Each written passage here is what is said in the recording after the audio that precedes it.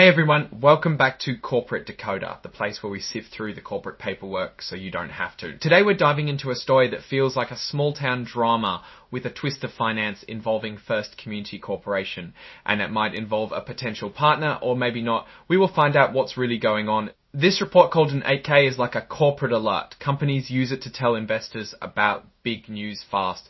In this case, it's about a possible deal with another bank, Signature Bank of Georgia or lack thereof. Sounds interesting? Let's decode. If you appreciate getting straight insights from corporate documents, make sure you're subscribed. We also have a Discord community linked in the description below for even deeper discussions about these kind of topics.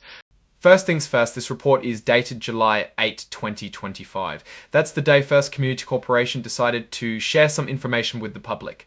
In corporate world, it's crucial to report certain events quickly, which is why they use the 8K form. Here's where the story begins. Item 7401. That sounds like something important, right? Well, it signals that First Community Corporation is sharing something under something called Regulation FD. The FD stands for Fair Disclosure. Basically, companies can't whisper secrets to some investors and not others.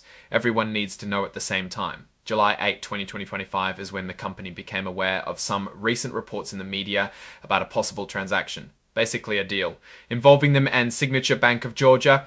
So what's the deal? Apparently, Signature Bank of Georgia jumped the gun and sent out a press release in error. Oops, that means they released information too early. This led First Community Corporation to clarify the situation.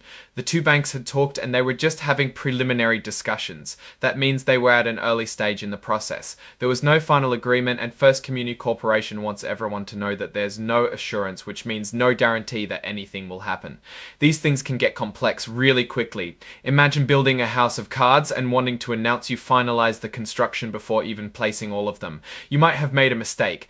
So, First Community Corporation basically said that they are not going to say more unless something concrete happens until a final agreement is signed.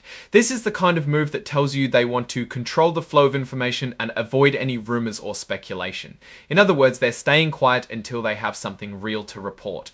Here comes the legal disclaimer. It's like the fine print saying that this report isn't an official document for certain legal purposes. This means you can't necessarily sue or hold them liable for the information said in it.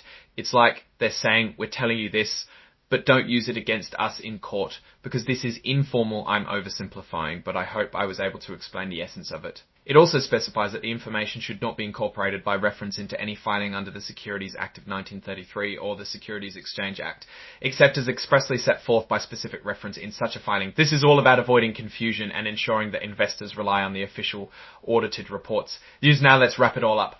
From this report, we can learn a couple of things about First Community Corporation. It seems like they are careful about how they talk about ongoing talks with other companies and only release information when they are sure about it. This particular filing doesn't give us a full business analysis, but it does tell us that they are open to potential mergers. If they merge with a bigger, stronger bank in the coming years, or at least slow its growth, as it might have less access to funds to grow. Alright, that's our breakdown of First Community Corporation's latest filing.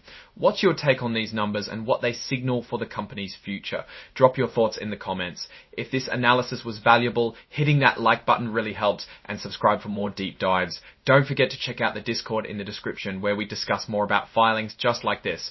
Thanks for watching. See you next time.